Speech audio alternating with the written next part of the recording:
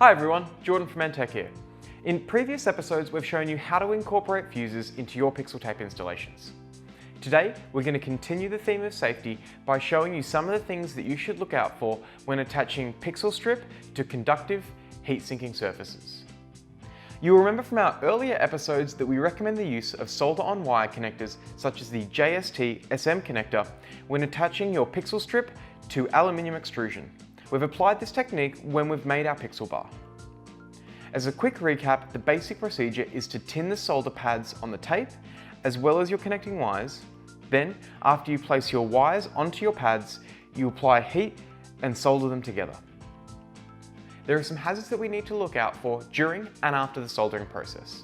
In particular, what we're trying to keep an eye out for are shorts between the pixel tape and your extrusion.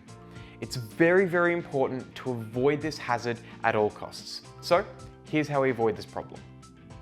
First, it's important that there are no exposed portions of wire that could come in contact with the extrusion. We don't want any exposed wire overhanging the tape. This could come about because you have simply stripped the wire too far back.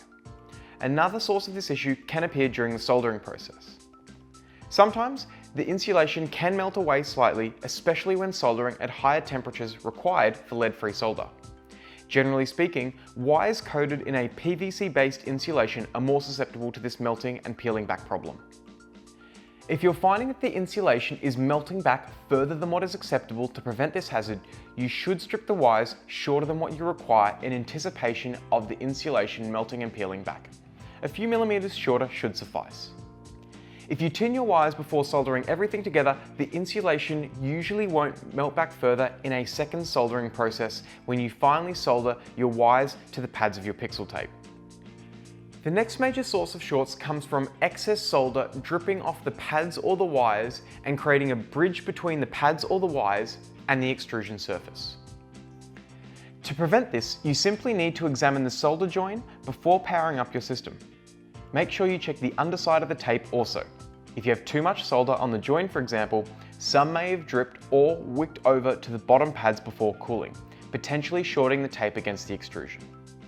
It's important to check that the double-sided tape on the underside of your pixel strip hasn't deteriorated after the soldering process.